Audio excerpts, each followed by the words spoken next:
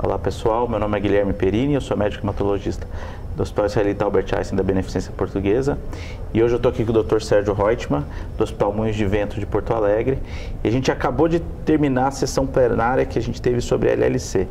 Sérgio, você na sua aula usou uma metáfora muito boa, que foi o tsunami que a LLC sofreu esse ano. Eu queria que você falasse um pouco o que foi esse tsunami. Eu acho que tem a LLC, o tratamento da LLC antes do ASH 2018 e depois do ASH 2018. Já estava se desenhando, né? Já estava se desenhando. Eu acho que a evolução que a gente viu nos últimos está muito... Quem trata a LLC há tanto tempo, né, que começou a tratar com clorambucil, né, a gente já comemorou muito a chegada dos anti-CD20, né?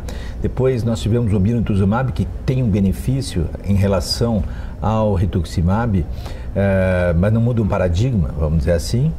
E com o conhecimento, eu penso, da biologia molecular, do fato da gente poder começar a ter acesso, né, e ele é obrigatório hoje, a procurar as alterações moleculares de mau prognóstico e que são preditivas de má resposta à quimioimunoterapia, nós ganhamos umas ferramentas extraordinárias, na verdade. A primeira delas, então, é o FISH, né, que é o que nos permitiu e permite agora separar um grupo de péssimo prognóstico, ou de muito ruim prognóstico, muito mau prognóstico, que é os grupos, os pacientes que têm a deleção do cromossoma 17p, ou que tem a mutação da P53, quer dizer, a não expressão da P53 está associada a um péssimo prognóstico, não responde à quimioimunoterapia e responde aos agentes biológicos novos. Tá? Então a gente aprendeu que a via de sinalização do receptor do linfócito B e a via de sinalização do BCL2 na apoptose, eles são importantes e a manipulação disso faz com que a gente passe por cima, na verdade, desses fatores de mau prognóstico. Acho que a primeira vitória foi nós ter descoberto isso. Mas isso é uma fração pequena dos pacientes em primeira linha. Isso é 10% dos pacientes em primeira linha que têm as alterações da P53. Na recidiva, isso fica mais importante. Mas na primeira linha, já nos separou um grupo que não vai receber quimio e imunoterapia. O que faltava era o que veio agora no ASH. Nós tínhamos, então, quimio e imunoterapia como a base do tratamento dos pacientes aptos a fazer o FCR.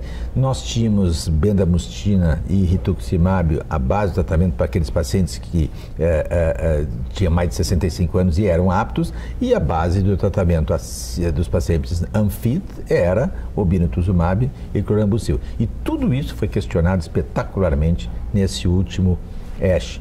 E aí as coisas mudaram, como tu viste, não sei, né?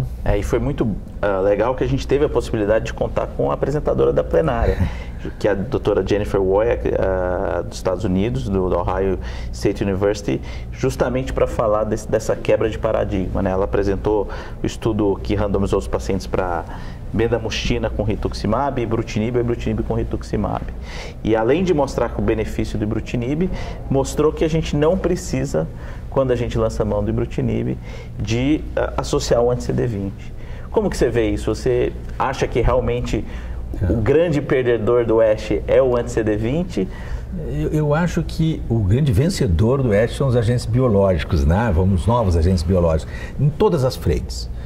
No paciente GOL, então, foi melhor a gente fazer o tratamento baseado em ibrutinib. No paciente que antigamente usaria bendamustina, também foi melhor usar o esquema baseado em ibrutinib. E no paciente que eu venho usando o obinutuzumab, anti-CD20 com o clorambucil, foi melhor a combinação do ibrutinib com o obinutuzumab. Então, em todas as frentes é melhor. A pena é que só num dos 3 estudos nós tínhamos esse braço valioso, que era o braço do ibrutinib monoterapia. E o que ficou claro é de que nesse momento em que foi ibrutinib monoterapia é melhor do que a quimioimunoterapia, acrescentar o rituximab não fez diferença nenhuma. Então, se isso pode ser extrapolado também para o obinutuzumab, que não vai fazer diferença, dá toda a impressão. Eu acho que nós aprendemos, então, essas coisas valiosas.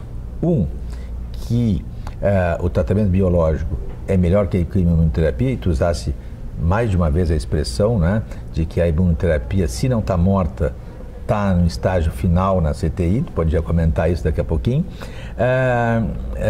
E 2, que parece não haver vantagem de acrescentar um anti-CD20 associado ao ibrutinib. Então eu penso que a monoterapia com ibrutinib vai tomar conta do campo, especialmente nos casos de pior prognóstico, porque também ficou claro nos estudos que a grande diferença fica entre nos pacientes que são não mutados. O maior benefício houve benefício geral, mas esse benefício deriva mais. Então, acho que a discussão que vai ter no consultório dos oncologistas, e vai ser a discussão interminável por enquanto, o que nós vamos fazer com os mutados? E aí eu te devolvo a pergunta, o que nós vamos fazer com os mutados?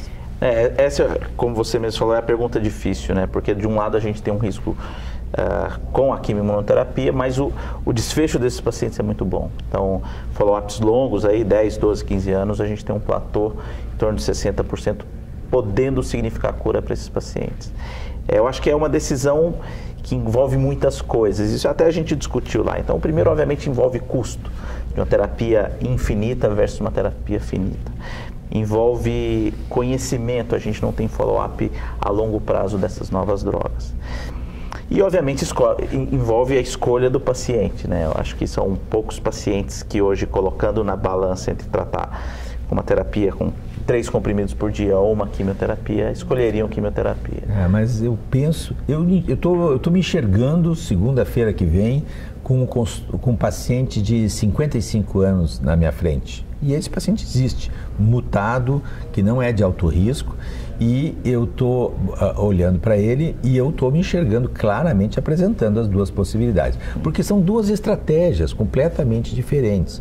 A estratégia número 1, e que tem bons resultados, mas tem toxicidade, mas tem uma grande vantagem, 6 meses de tratamento. Tá? E a estratégia número 2 é um uso para sempre, numa pessoa de 55 anos. Nós não temos ainda uma experiência muito grande de lidar o dia a dia com a droga. Os colegas que puderam participar dos estudos clínicos ganharam mão na droga. Sim. Mas eu tenho certeza que a maior parte dos hematologistas e os outros médicos, oncologistas que eventualmente tratam LLC, eles não têm o ibrutinib na mão. Ele tem o cara que vai no dentista, eles têm o cara que começa a se encher de equimoses, que eu tive um paciente que fez uns hematomas.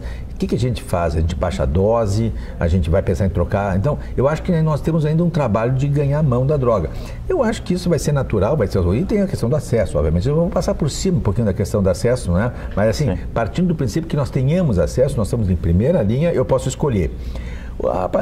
Eu acho que alguns pacientes jovens podem escolher fazer 6 meses de tratamento e ficar sem nada, especialmente porque eles têm depois. O que vai acontecer é que nós vamos ser muito mais rigorosos para selecionar quem é esse paciente fit. Se antes eu ia ali, olha, o cara tem 70 anos, mas tem um jeitão de 65, e quem sabe eu tento fazer, né? Eu acho que isso nós não vamos mais fazer, né? Então nós vamos ser muito mais rígidos e rigorosos e selecionar um grupo, e eu acho que tu mostrasse o grupo de pacientes, pegar todo o universo dos pacientes com LLC, que agora passa a ser fit e que não tem os fatores de mau prognóstico e que sobra para usar FCR, é pequeno. Desse números para isso até, né? São praticamente 7% dos pacientes, que é uma excelente notícia, né? A gente está reservando quimioimunoterapia para uma minoria dos pacientes, com resultados muito bons. Eu acho que a LLC realmente, o ASH foi um tsunami em tudo aquilo que a gente acreditava.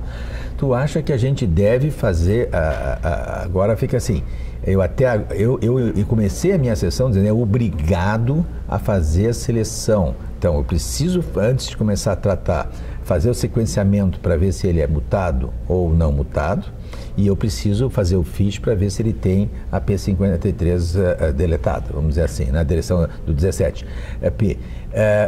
Com a vinda do ibrutinib agora, se eu tiver acesso, Eu preciso fazer ou já que serve para todos os pacientes? Olha, o status mutacional eu até teria alguma dúvida, mas eu acho que o P53 acho que ainda vale a pena. Porque por mais que o resultado seja melhor, eu acho que, principalmente para pacientes mais jovens, que você considera, por exemplo, um transplante halogênico, é bom ter essa informação na mão. Então eu testaria. Status mutacional um pouco menos, já que a gente consegue anular isso com a terapia. Mas eu acho que, inclusive eu acho que, como foi discutido na plenária também, a gente vai acabar vendo um número maior de transplantes do que a gente via para a LLC. Primeiro que os pacientes não chegavam por toxicidade ou por não controle da doença. Agora eles vão chegar e a gente vai saber de cara quem vai responder ou não. Então acho que isso é um efeito paradoxal. A gente melhora a terapia e acaba aumentando o transplante. O fato é que se a gente pensar que vai fazer quimioimunoterapia, deve ser feito o status mutacional também. Certeza. Isso é muito importante porque aí nós temos um tratamento muito melhor para o paciente que é não mutado. E lembrando que o paciente não mutado é quase a metade dos pacientes. Né? E isso é feito uma vez só no diagnóstico, não é um diagnóstico. No momento que nós vamos decidir tratar, isso é outra coisa que nós vimos. Não mudou a coisa importante, continua que nós vamos tratar LLC em pacientes sintomáticos ou que estão progredindo. Os critérios do International Working Group para a LLC não mudaram.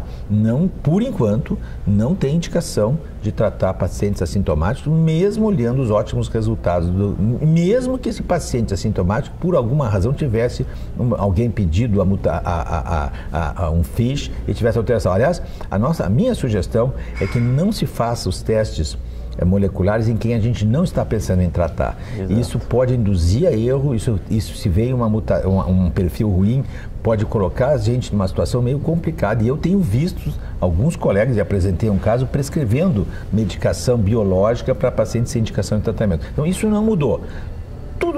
Todos os 3 grandes estudos randomizados que foram apresentados no ASH incluíram pacientes que tinham indicação de tratamento. Então, acho que isso é uma informação muito importante que tem que estar na mente da gente para pular pela tentação. Por isso que eu acho melhor pedir o teste quando tu for decidir tratar, especialmente se ainda a imunoterapia seja a tua escolha. Então tá bom, Sérgio, muito obrigado. Foi muito legal compartilhar essa sessão com você. Muito obrigado.